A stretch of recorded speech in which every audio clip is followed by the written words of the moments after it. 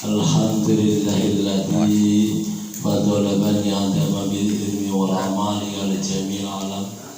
Wassalatu wassalamu ala sayyidil rabbi wal azam sayyidil mursalin sayyidina maulana Muhammad sallallahu alaihi wasallam wa ala alihi washabihi nabiyikan wa ma'badu.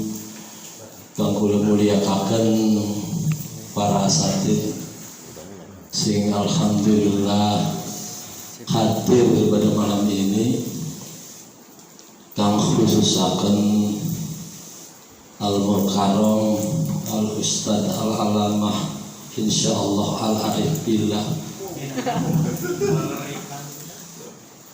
Gus Dayan, Kang Gus Alek, Kang Gus Buyut, Kang Gus Ustad Samsul Arif, kang kula hormati para jamaah samawi sing hampura boten mengirangi rasa hormat, rasa takdiman wal takriman kula boten bangkit sios-sios menawi para hadirin hadirat jamaah sekalian dapat memakluminya. Puji dan syukur mari kita panjatkan kepada Allah Subhanahu wa taala karena atas rahmat dan hidayahnya, karena atas nikmatnya kita bisa berkumpul, saling berwajah, saling bersilaturahmi, saling bertatap muka, tentunya dalam kegiatan yang insya Allah barokah dan insya Allah maslahat dan insya Allah dirahmati oleh Allah SWT. Kegiatan sing bagus isi peniki adalah memperingati atau mendoakan haul Kanjeng Syekhuna Nawawi Al-Bantani. Mugi-mugi kelawan doa yang sudah kita laksanakan semua, doa-doanya terijabah, wabil khusus kangge Syekhuna Nawawi Al-Bantani. Selanjutnya salawat dan salam tentunya mari kita limpahkan kepada junjungan Nabi besar kita Sayyidina Maulana Muhammad sallallahu alaihi wasallam beserta keluarga, sahabat serta pengikutnya ila yaumil akhir. Para asatidz sing insyaallah dirahmati oleh Allah Subhanahu wa taala, si pemniki tentunya acara sing mendadak napa sing disampaikan Gus Alek memang apa adanya. Jadi H-1 mbok liwaksit sing libur Kang Lurah aja ngadakaken maning yuk apa halnya Nawawi Al-Bantani, karena tahun kemarin alhamdulillah dilaksanakan juga di aula Kelurahan Citangkil ini, dan alhamdulillah si pengiki dilaksanakan lagi dan tidak menutup kemungkinan dan di tahun depan insyaallah kegiatan doa bersama dan memperingati haul ini terus berlanjut kalaupun memang dalam keadaan sederhana. Jadi kerok artinya beli ayam ini ya, lalu umpamanya habis satu lawis pitak telepon Mahfud, oh ceritanya pesen ayam, gue cerita Gus Alek papat, udah kebagian gambar jamaah. Tapi ya itulah yang terpenting adalah apa yang kita niatkan dari rumah sampai ke tempat ini. Kita niatkan bahwa niat kita tidak lain adalah beramaliyah ibadah. Mugi-mugi kelawan niat kita amaliyah ibadah tentunya menjadi satu investasi amaliyah ibadah kita kelak di akhirat. Hadirin hadirat yang kula mulyakaken, tidak panjang lebar kami sampaikan, tapi terutama kami, saya atas nama Kelurahan Citangkil sing CP Derby wilayah. Alhamdulillah kula seneng kambutin atine aula kini nggone guna hal-hal sing insyaallah barokah. Insyaallah barokah tidak hanya untuk jamaah tapi untuk Kelurahan Citangkil, untuk masyarakat Citangkil dan untuk kota Cilegon. Itu saja yang ingin kami sampaikan. Selebihnya sekali lagi kami mohon maaf bila ada hal-hal yang kurang begitu berkenan atas lisan, atas sikap, atas perilaku. Kula nende maafi, terutama kekirangan ini. Bukan kagol-kagol sing ngomong barang mulih ini sesugune kacap doang. Barangnya mau maksud hati memeluk gunung tapi apa daya tangan tak sampai. Begitu saja. Wassalamualaikum warahmatullahi wabarakatuh.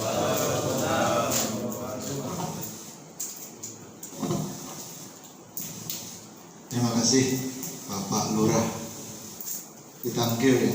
Jadi haul senyawa ini di kantor kelurahan kayaknya di sini doang kayaknya Cilegon. Dan ini sudah 2 kali.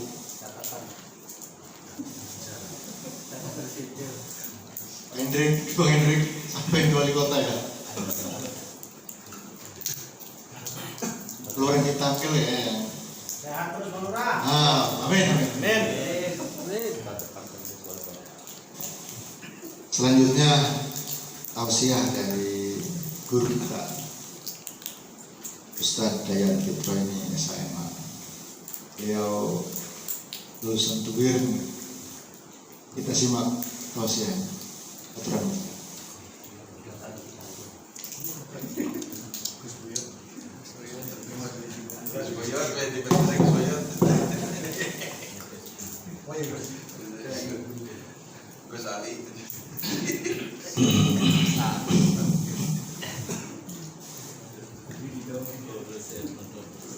Assalamualaikum warahmatullahi wabarakatuh.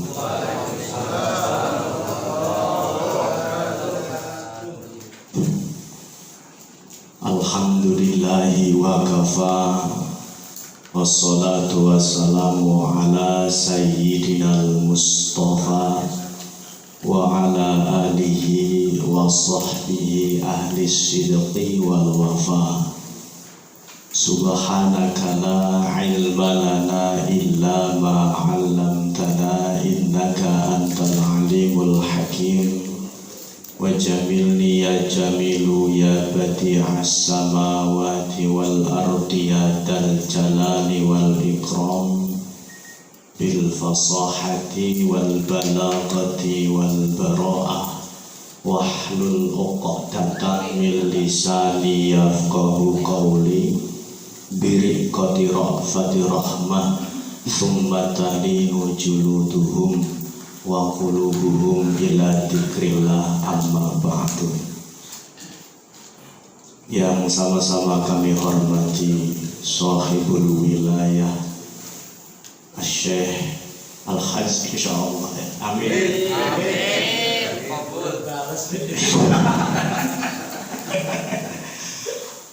Gus Ali Wahdi Al-Bantani yang insyaallah diberikan kesehatan oleh Allah Subhanahu wa Ta'ala. Amin. Insyaallah diparingi rezeki sing barokah. Amin. Insyaallah diparingi putra putri sing soleh solehah. Amin. Insyaallah rabine nambah maning. Amin.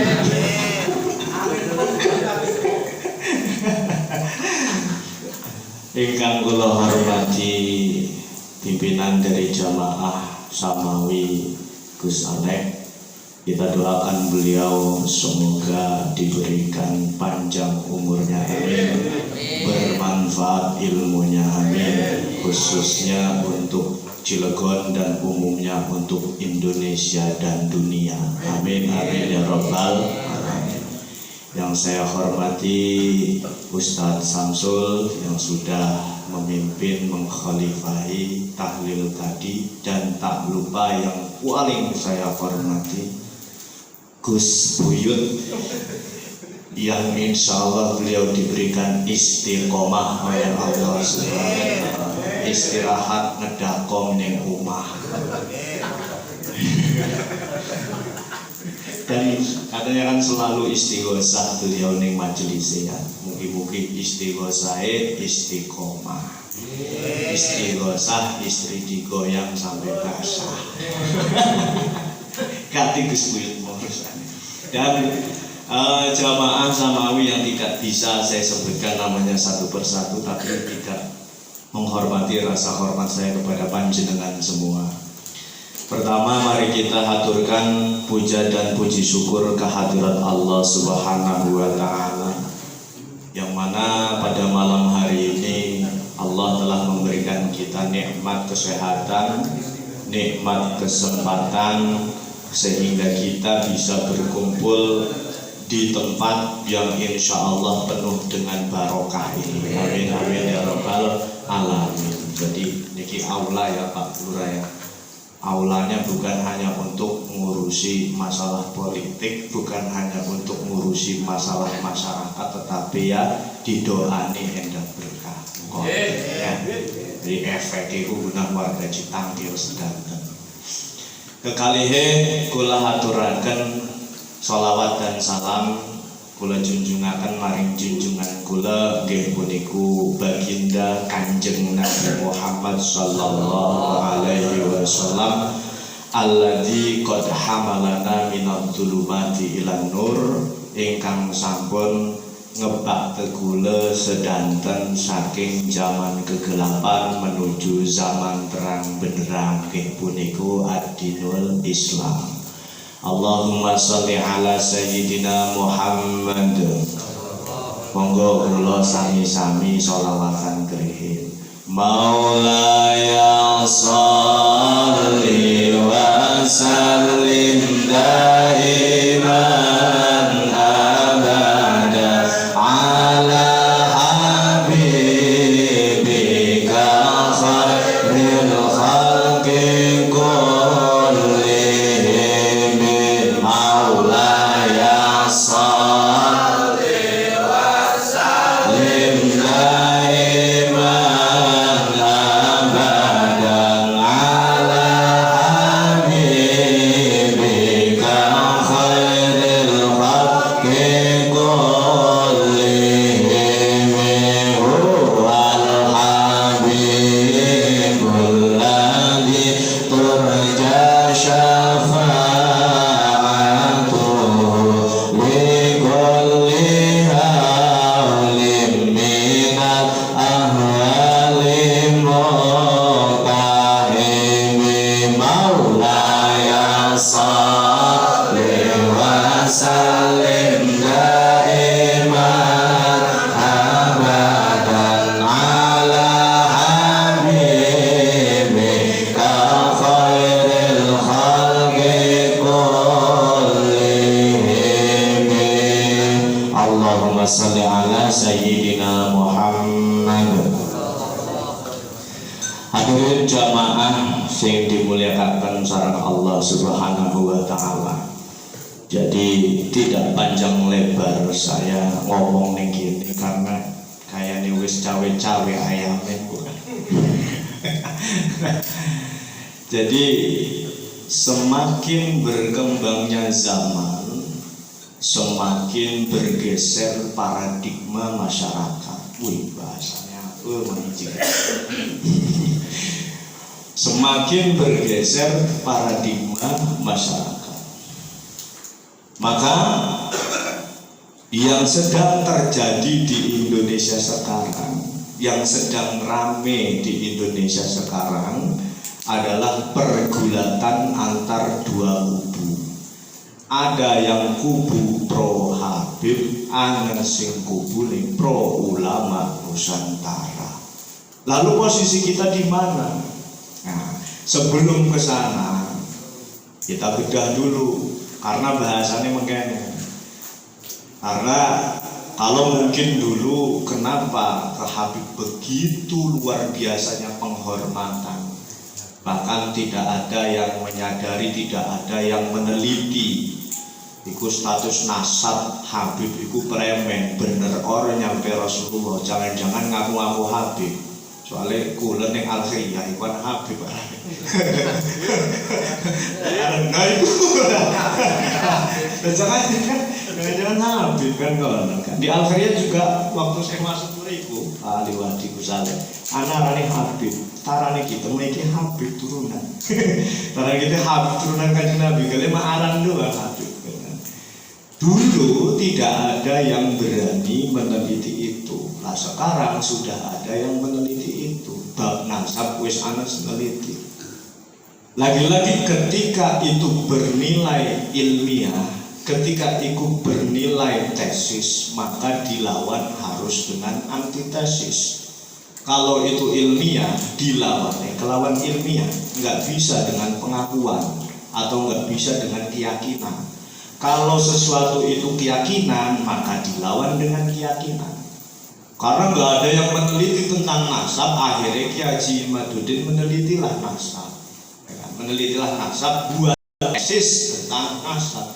Maka ketika tesis ini sudah disebarluaskan ke masyarakat, ada yang protes jangan diserang dengan keyakinan atau pengakuan sepihak, maka dia dilawan dengan antitesis Arab. Oh no, jadi ilmiah dilawan dengan ilmiah. Lamun itu model keyakinan, maka dia dilawan dengan keyakinan. Kalau itu model bukan tesis, maka dilawan ya jangan dengan keilmiahan, jangan dengan tesis. Itu makanya harus ribut. Ketika ada yang sudah meneliti itu, artinya diteliti secara bukti otentik bahwa itu keturunan Kanjeng Nabi, tidak ada. Maka buktinya salah satu-satunya bukti mengkontektikan atau membuktikan bahwa itu benar-benar keturunan Kanjeng Nabi adalah tes DNA. Nah saya kiwannya Ki Buyut ini jangan-jangan lamun di tes DNA ya Gus Buyut. Jangan-jangan keturunan siapa kan? Keturunan Nabi Adam. Ya kan? Jangan keturunan Kanjeng Nabi kan kita yang tahu. Nah, ya.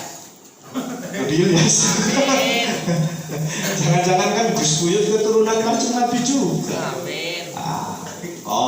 Nabi sing endi? Wae Nabi.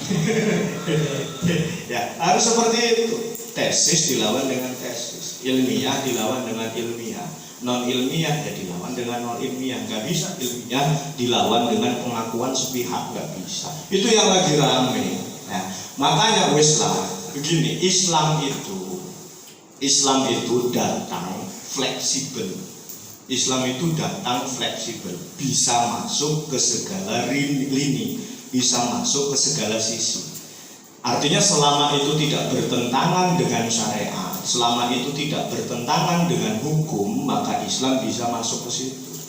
Nah, mulanya dulu Wali Songo ketika dakwah ke Indonesia, itu jalurnya dengan apa? Dengan perkawinan, dengan pernikahan, dengan perdagangan, terus ada juga dengan jalur budaya atau jalur tradisi. Bisa karena apa? Islam itu fleksibel. Islam itu nggak punya pakaian. Namun Arab tak omongin Islam itu nggak punya pakaian. Sekarang kalau kita pakai baju koko dari mana asalnya? Cina. Kalau kita pakai yang baju gamis tapi setengah doang itu dari mana asalnya? Pakistan. Kalau kita pakai jubah itu dari mana asalnya? Arab. Kalau kita pakai batik, dari mana batik? Dari Indonesia. Maka Nabi tidak pernah mengajarkan orang Islam harus memakai jubah, nggak pernah. Nabi itu nggak pernah mengajarkan, pakaian wong Islam itu nggak jubah loh. Pakaian wong Islam itu kudu mengkain, nggak pernah. Tetapi kenapa Kanjeng Nabi memakai jubah? Karena Kanjeng Nabi mengakulturasikan budaya dengan agama di sana.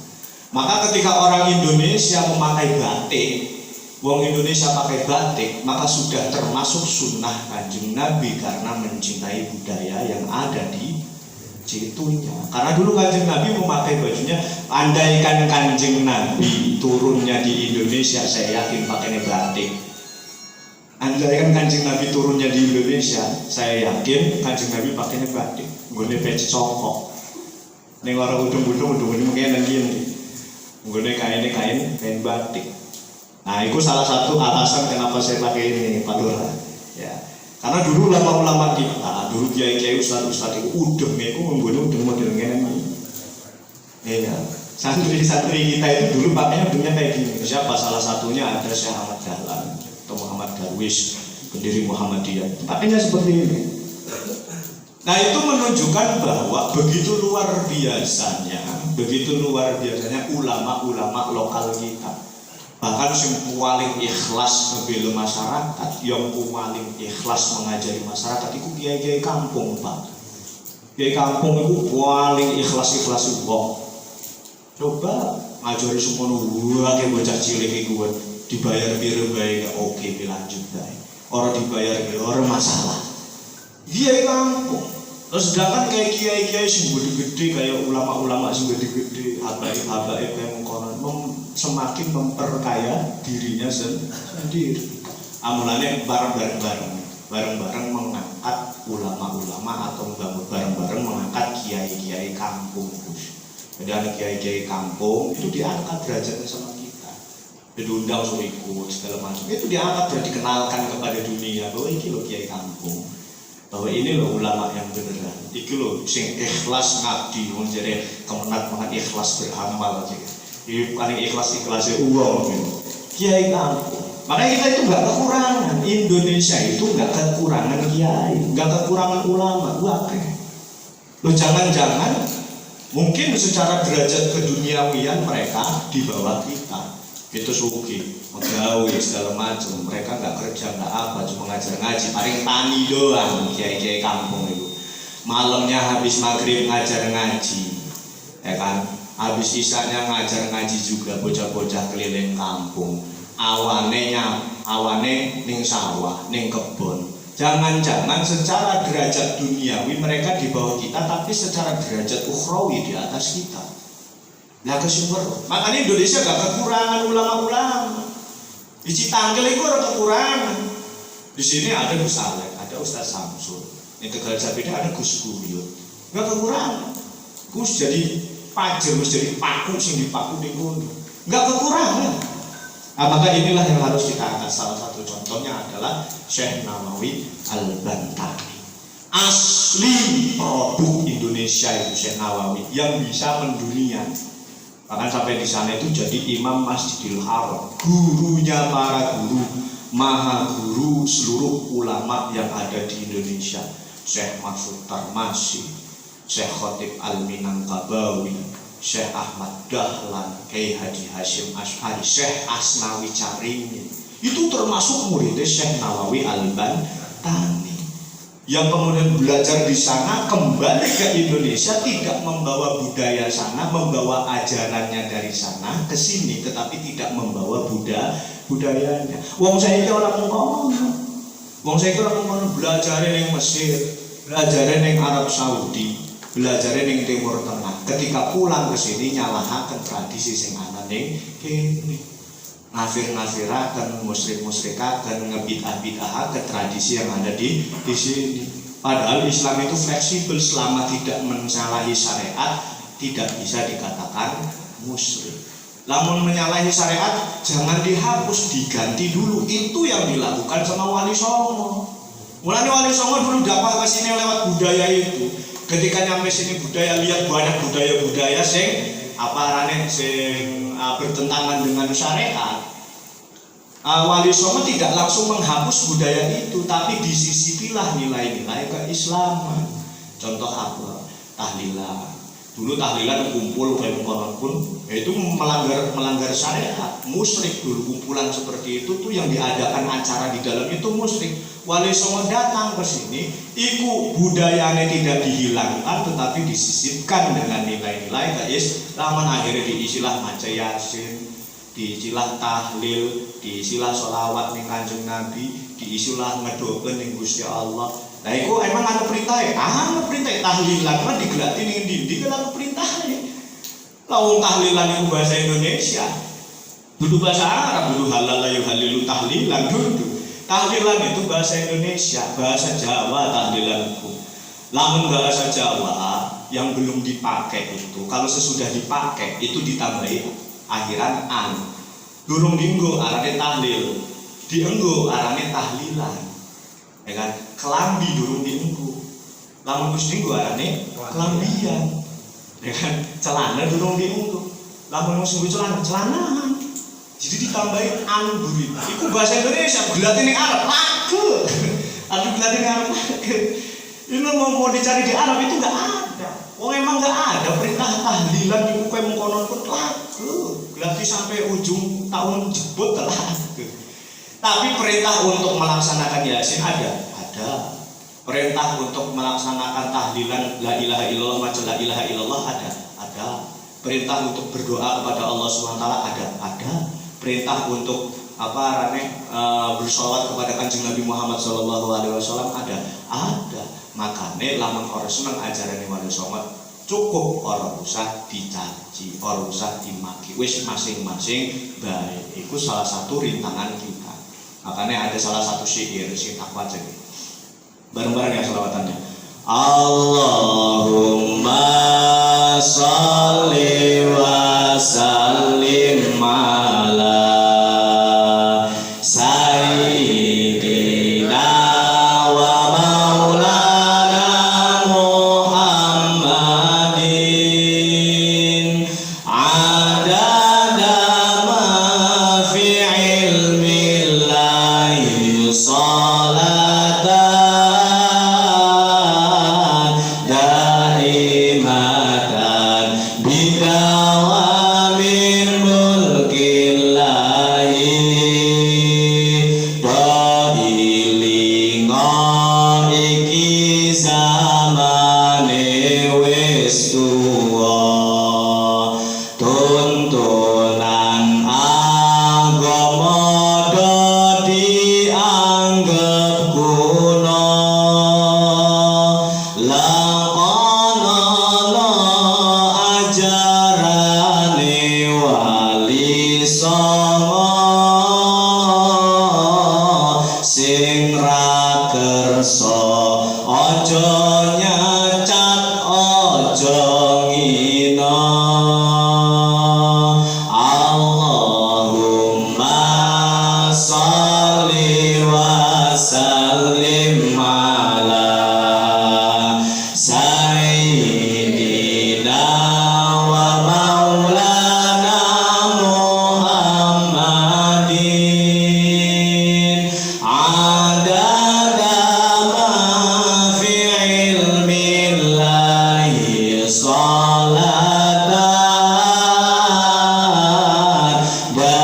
daimatan bidawamin mulkillahi doilingo iki zamane wis tuwa tuntunan agama do dianggep kuno lakonono ajarane Wali Songo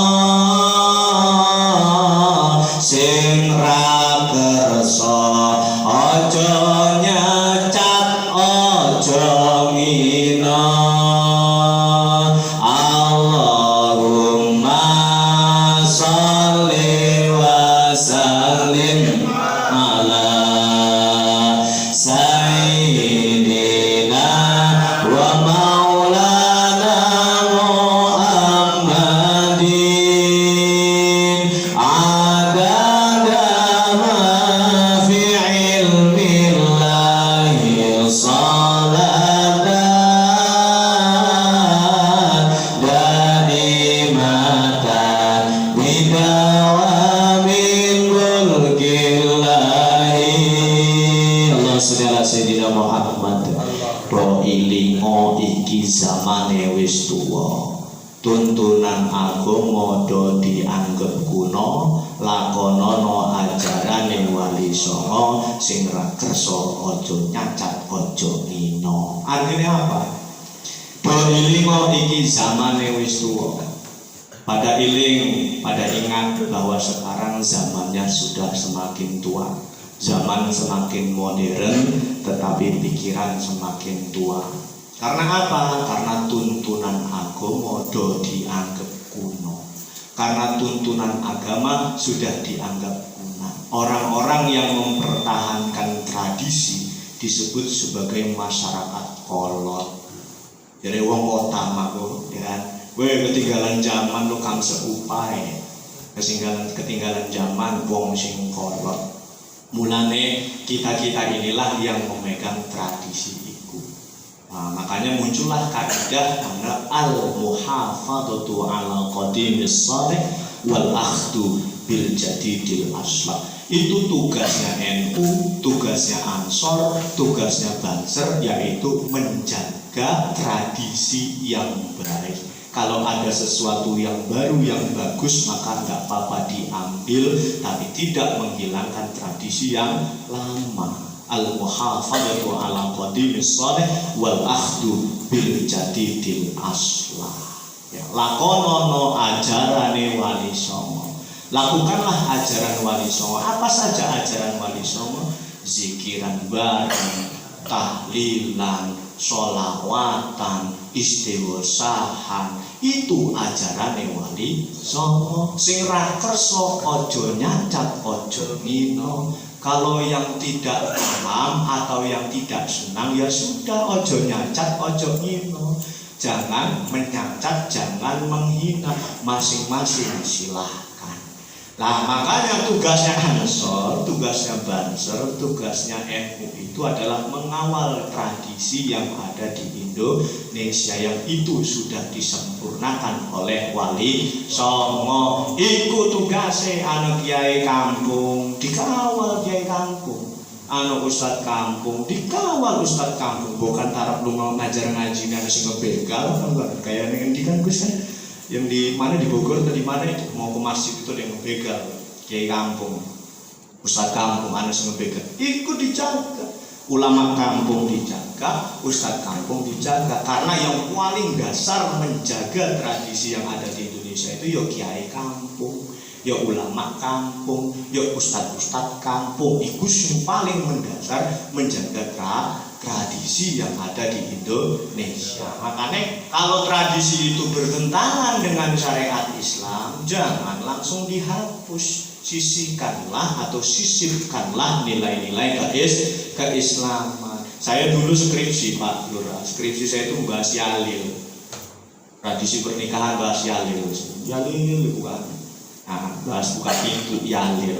Ternyata di dalam Yalil itu zaman dulu ketika tradisi Yalil itu ada di dalam perkawinan, itu menjadi syarat wajib yang mutlak.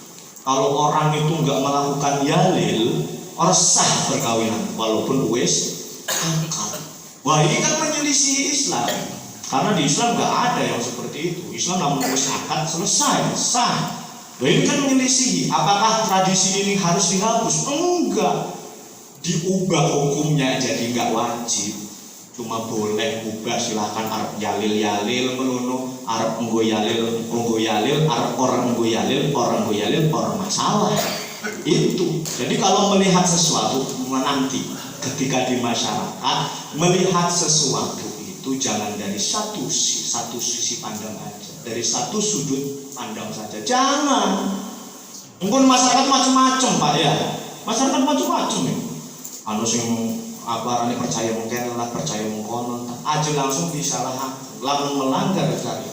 Sisipilah nilai-nilai keislaman, karena Islam datang fleksibel.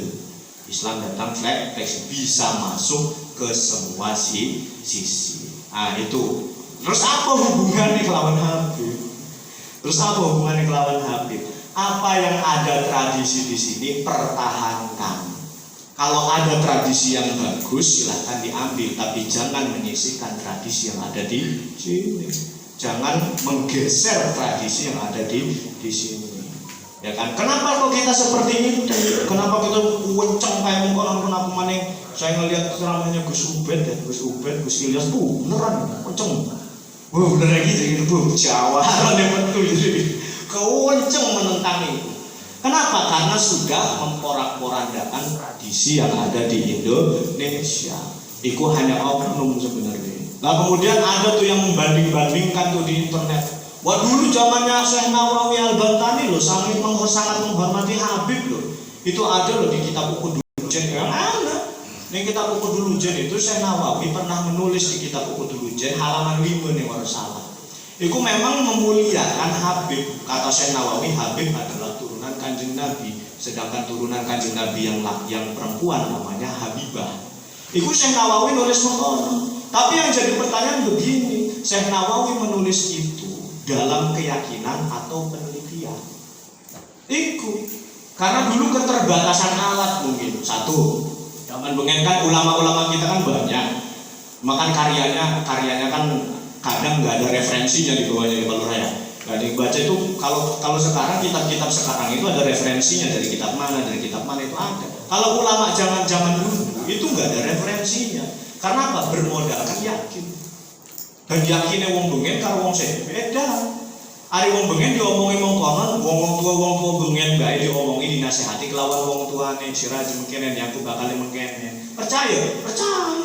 Tapi wong saiki Pak, jajan dinasehati. Wes Siraj mung konon enggak, ampun Siraj kene lah jere sabut, Bu. Wong saiki ku.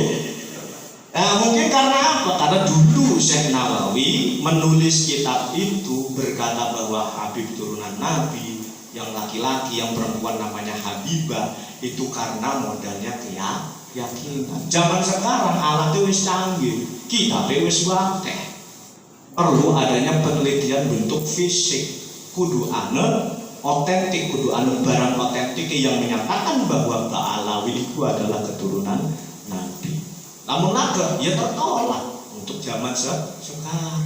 Konon. Jadi jangan dibandingkan ulama bengen mah menghormat lah segala macam, nulis segala macam iki Habib turunan Nabi, tapi sekarang kok baru ulama embekan metu. Kan Kimat kan diomongin embekan kemarin sore kan. Kimat itu kan diomongin embekan kemarin sore barusan keluar sudah berani menentang apa yang ulama-ulama dulu bicarakan. Beda penelitiannya, Bro.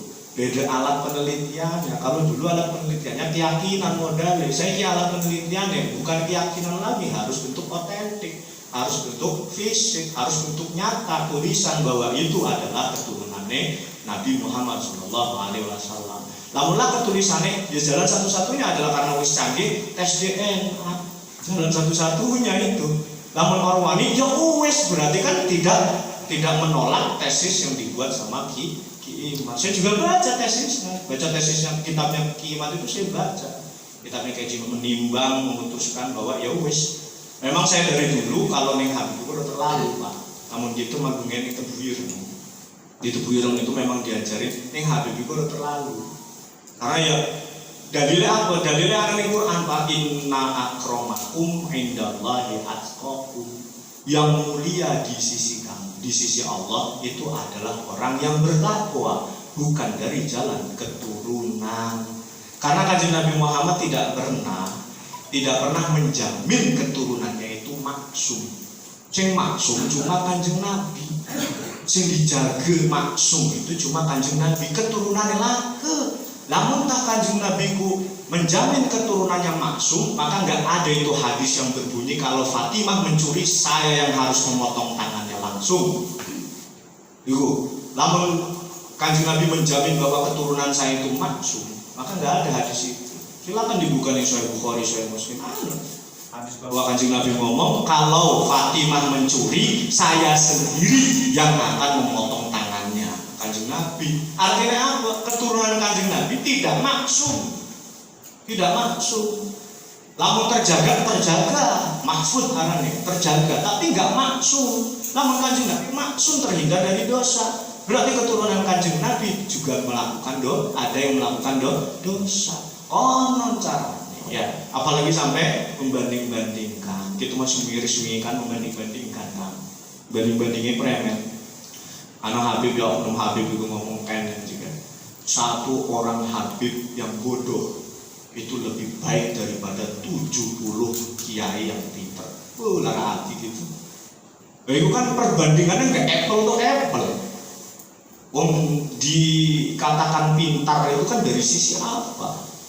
Lamun dari sisi akademik berarti perbandingannya Habib sing akademik kalawan kiai sing akademik pinteran endi konon kudune.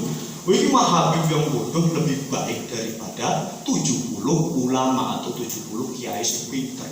Weh, orang nyambung lah. Ibaratkan ngebandingkan duren kelawan tai kucing kan kan. Ngebandingkan duren kelawan tai kucing enak endi? Ya enak duren lah. Kan enggak apple perbandingannya. Kecuali kita membandingkan itu duren Mancak kelawan duren Palembang enak endi? Oh, baru pas pada duren nih. Tapi lah enak duren kepuncak juga. Kepuncak lah duren ketekan duren. Ya, enggak apple ngebandingkan duren kelawan tai kucing. Aduh, bainas sama wal comberan nih. Antara langit kelawan comberan. Aduh, enggak apple tuh. Lego oknum. Makanya enggak semua orang itu satu circle itu baik. Enggak. Ning kiai pun ada bangsate. Di dalam circle kiai, di dalam circle ustadz itu juga ada persaingan. Ada persaingan, ada bangsatnya juga, ada kurang ajarnya juga. Lamun kepengen ngomong Bupati Bangkalan itu cucune Syekhona Khalil Bangkalan. Kiai satu kan. Bupati Bangkalan itu cucune Syekhona Khalil Bangkalan. Cucune wong gede. Cucune wali itu. Tapi orang lucu. Paling lucu mati Syarif Bae tapi orang lucu. Cucune Syekhona Khalil Bangkalan. Syekhona Khalil Bangkalan itu siapa? Muridnya Syekh Nawawi Al-Bantani, gurunya Hadratus Syekh Haji Muhammad Hasyim Asy'ari. Bahkan satu riwayat juga termasuk gurunya Ahmad Dahlan, pendiri Muhammadiyah atau Muhammad Darwis. Aran asline Ahmad Dahlan itu Muhammad Darwis. Aran asline karena apa? Karena wong kota. Karena Ahmad Dahlan itu orang kota, dakwahnya itu ada di keraton. Makanya Ahmad Dahlan itu ketika pendiri Muhammadiyah ketika berangkat ke Mekah itu dibiayai full sama keraton. Beda dengan Hadratus Syekh Haji Muhammad Hasyim Asy'ari. Namun Mbah Hasyim itu tidak dibiayai siapa-siapa, itu murni ku jalur kiai. Dikongkon. Jadi setelah Mbah Hasyim mondok di Syekhona Khalil Bangkalan, kata Syekhona Khalil Bangkalan, "Syim, saya ridho kamu menjadi ulama, saya ridho kamu menjadi kiai besar." Jadi Syekhona Khalil Bangkalan. Sekarang kamu berangkat ke Siwalan Sidoarjo, daerah Siwalan Sidoarjo. Di situ kamu menimba ilmu kepada Kiai Yakub. Nanti kamu menemukan jalan untuk pergi ke Mekah. Nah, sini Kiai Yakub lah akhirnya pergi ke Mekah. Dan di Mekah belajar sama Syekh Nawawi Al-Bantani. Makanya lamun wong Banten orang-orang Syekh Nawawi Al-Bantani itu perlu dipertanyakan kebantenannya itu. Nah, makanya hal-hal seperti inilah yang perlu kita jaga. Hal-hal ulama Nusantara, kata Abu Yahya Ufron. Hal ulama Nusantara, hal Syekh Nawawi Al-Bantani di Cilegon ini cuma anak dari Citangkil. Ini bener, ini kelurahan Cudus lagi. Udah orang gendut karena beda dengan wong-wong. Gue pelaku lagi. Ya, anaknya nih Citangkil doang. Lah semoga ke depannya bisa seCilegon. Amin ya rabbal alamin. Nonglo Nikus Aliwati jadi wali kota. Amin. Amin. Umur tahun biru kan orang ya orang mungkin saya gimana gue tahun biru ya. Ya inilah yang harus terus dipertahankan nih. Hal Syekh Nawawi Al-Bantani ini di Cilegon nggak ada. Nah ini mulai dari kecil kemudian nanti meningkat lagi. Mungkin saya kira yang aula kelurahan Citangkil. Mungkin yang di konon gawe panggung gede, konon lurah atau akan deh aja. Iya, aja ditahan-tahan kita mungkin.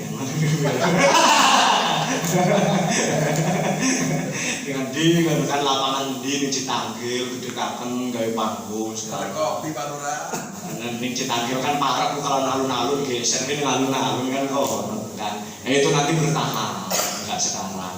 itu bertahap, dan kita semuanya berdoa semoga terus menerus seperti ini dan terus menerus diberikan istiqomah untuk mengadakan haul Syekh Nawawi Al-Bantani. Amin amin ya rabbal alamin. Makanya Syekh Nawawi Al-Bantani adalah gurunya ulama sedunia, bahkan Indonesia.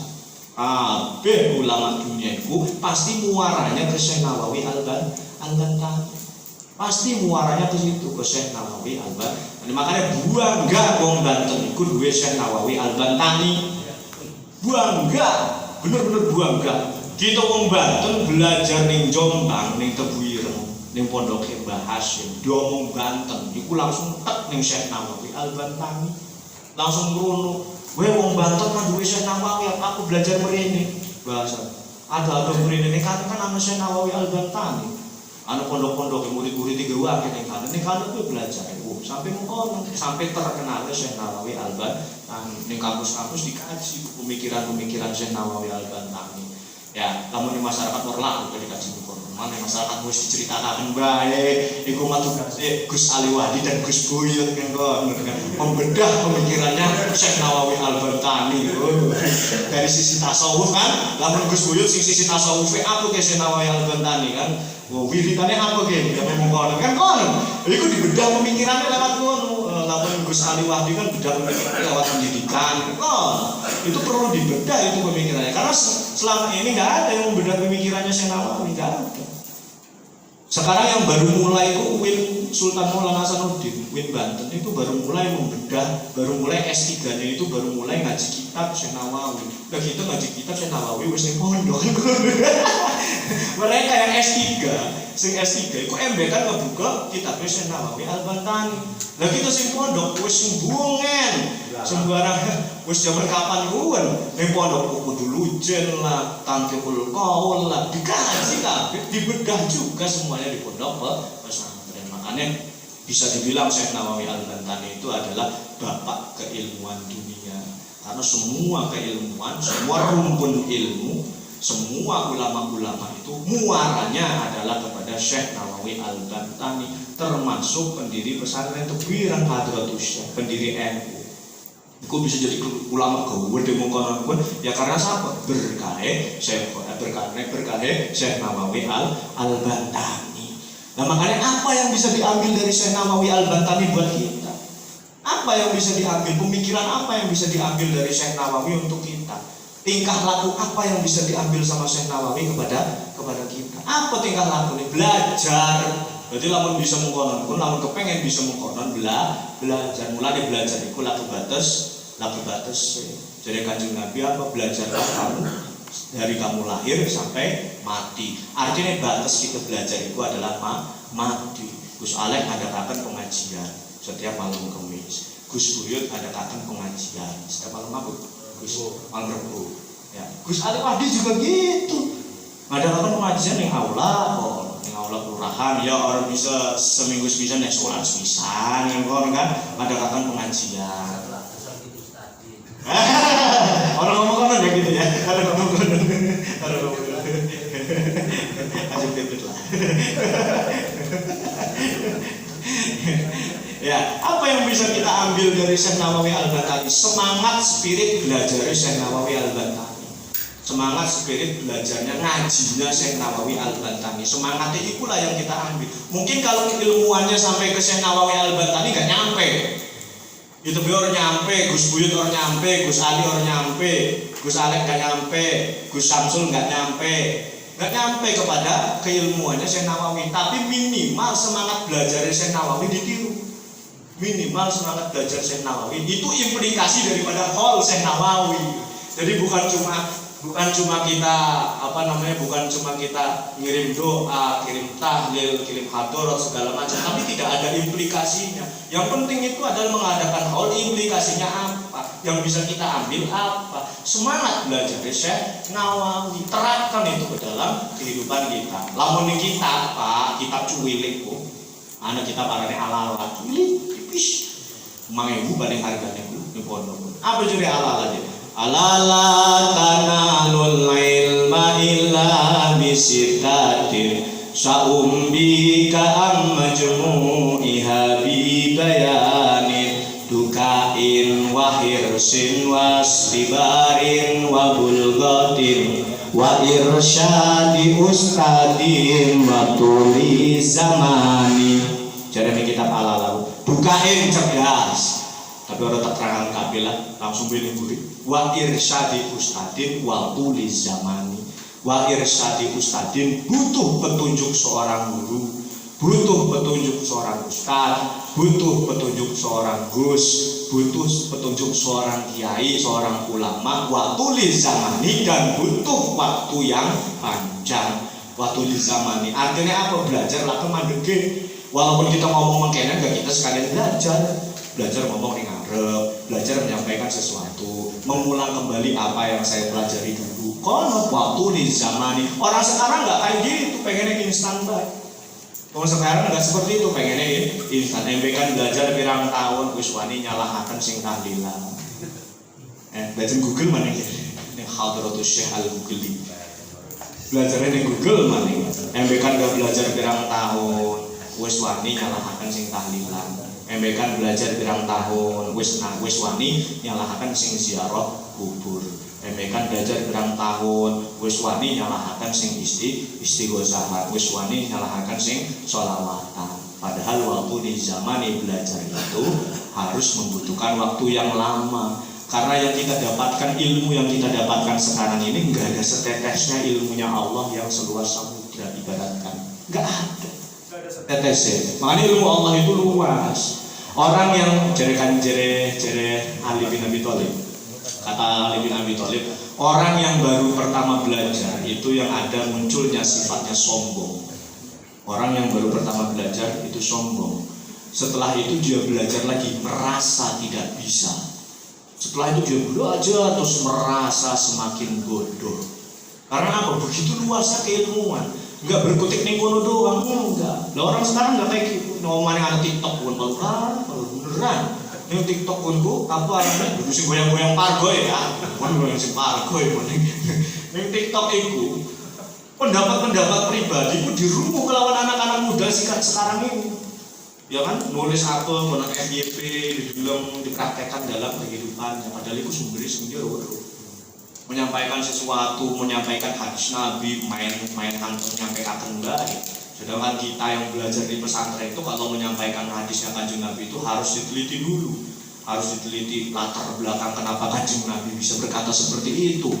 Kanjeng Nabi posisinya lagi apa ngomong kayak mengkono. Kudu diteliti. Kanjeng Nabi itu punya banyak posisi loh, bukan hanya sebagai Nabi. Nabi itu utamanya, tapi sisi-sisi yang lain banyak. Satu, Nabi sebagai Nabi dan Rasul. Yang kedua, Kanjeng Nabi itu sebagai suami.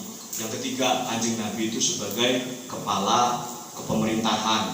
Yang keempat, Kanjeng Nabi itu sebagai kepala perang atau ya pemimpin perang.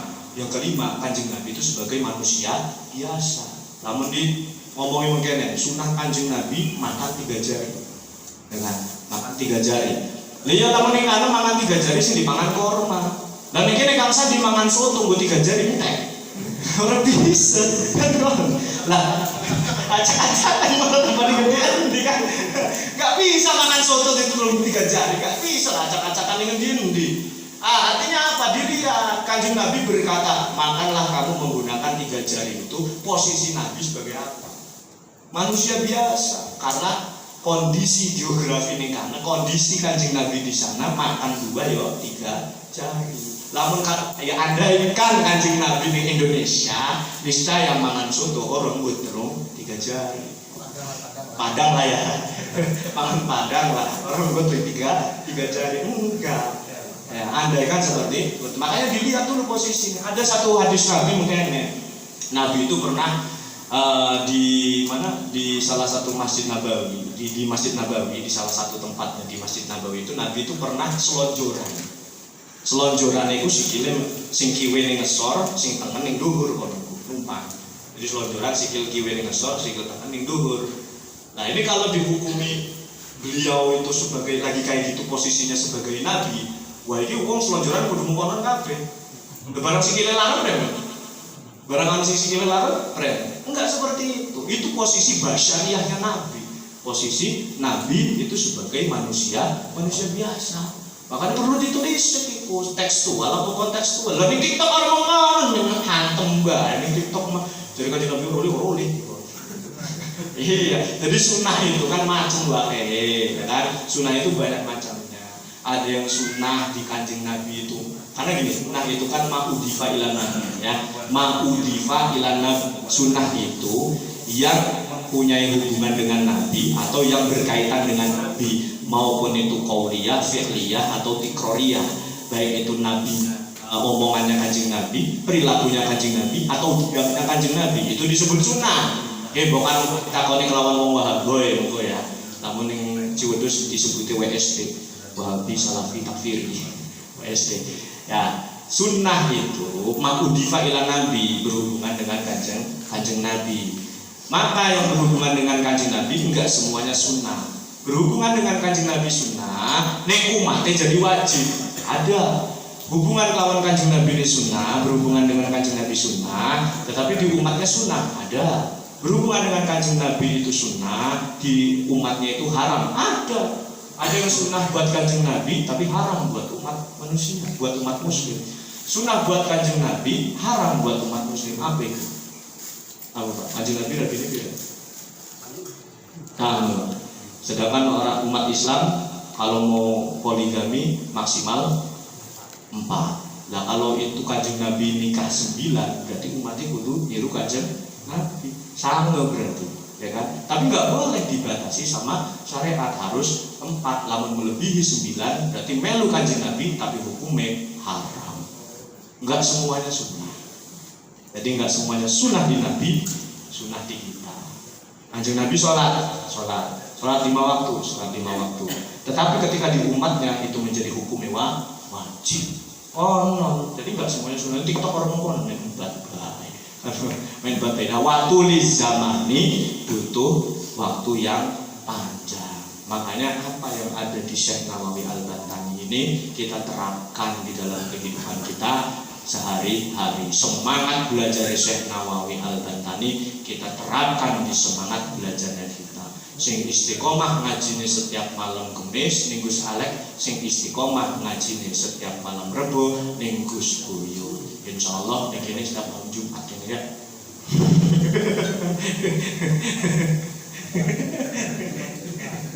Jumat Selasa gitu. Iku mabuyut wis sing perlobian. Ya, itulah implementasi yang kita ambil dari Syekh Nawawi Al-Bantani. Semangat belajarnya Syekh Nawawi Al-Bantani karena Indonesia tidak kekurangan ulama-ulama lokal. Indonesia tidak kekurangan ulama-ulama yang kredibel. Ulama yang kredibel itu dilihat dari sisi keilmuannya, bukan dari sisi nasabnya, tidak. Bukan dari sisi nasabnya, ya kan? Wah kok, ya mohon maaf, banyak sekali oknum Habib kayak mengkonon ngadakan sholawat segala macam, padahal macane kayak durung bener. Wake. Saya pernah satu kali diundang Cilegon, asli Cilegon. Saya ceramah waktu itu, saya ceramah sore. Ada satu Habib, ada satu oknum Habib membawakan sholawat. Tarane kita magus kayak mekanik gini, langsung konon sing sape, konon sing guru sape, konon ya. Ternyata sini Google selawat dibuka Google selawat dibuka ya selawat adorote orang jelas macamnya orang jelas memanfaatkan kepolosan masyarakat, memanfaatkan doktrinisasi yang sudah dari zaman dulu itu sudah didoktrin. Jadi masyarakat kita itu sudah dari zaman dulu didoktrin.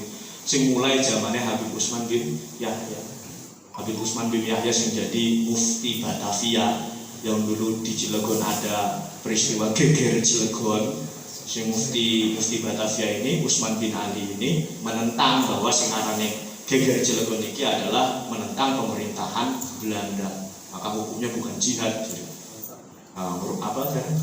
pemberontak, dihukumi pemberontak. Nah dari situlah muncullah Robitoh Adawiyah. Jadi Robitoh Adawiyah itu grand plan-nya mereka itu Robitoh Adawiyah. Ya mulai sekarang makam-makam sing dulu Habib di Habib lah. Makam ampun teman. Saya itu punya teman Pak. Saya itu punya teman, rumahnya di Gresik, dekat Sunan Giri. Sunan Giri, Sunan Bonang, dekat dari Gresik.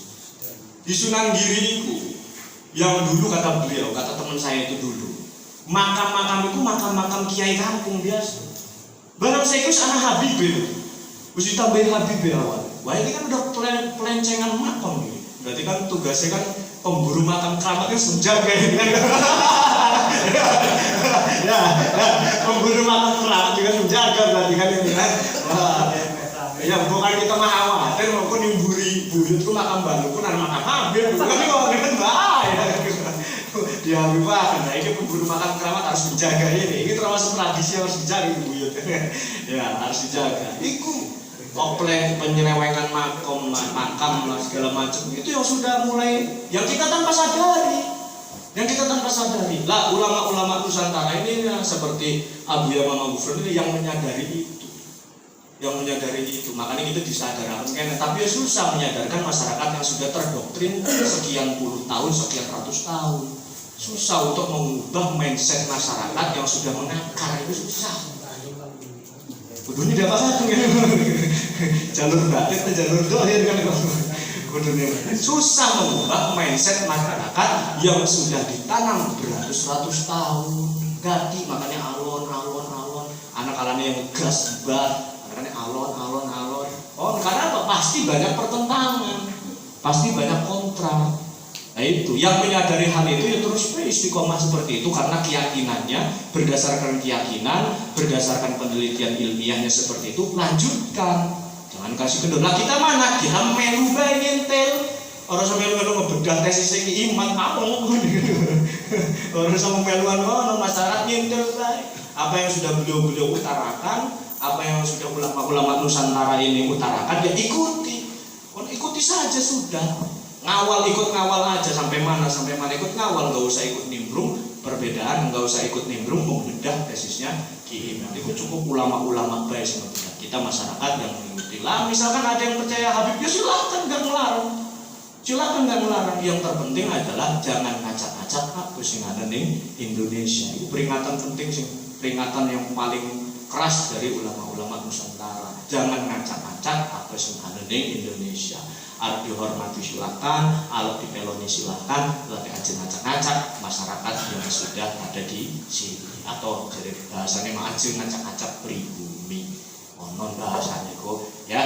Jadi sekali lagi implementasi yang kita ambil dari Syekh Nawawi Al-Bantani ini adalah kita bangga punya ulama besar, punya masyayikh, punya gurunya ulama dunia di Banten ini. Maka yang perlu kita contoh adalah semangat belajarnya sampai mati ya.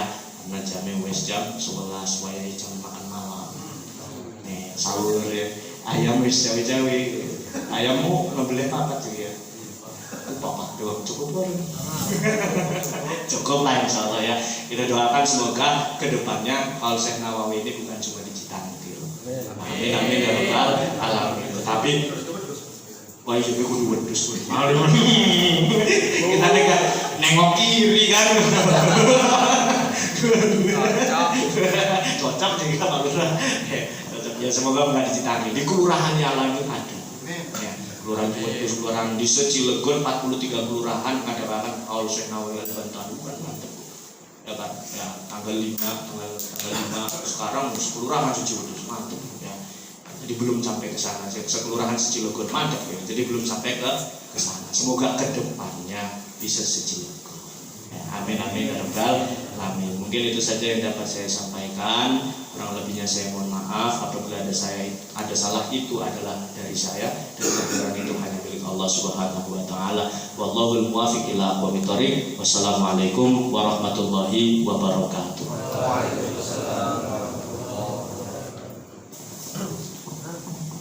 Alhamdulillah tausiah dari guru kita sudah yang luar biasa tadi ya. Yang ngacak-ngacak pribumi ya.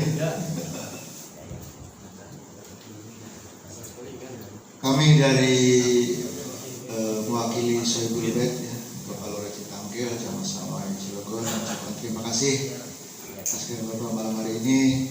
Sekali lagi kurang lebih maaf.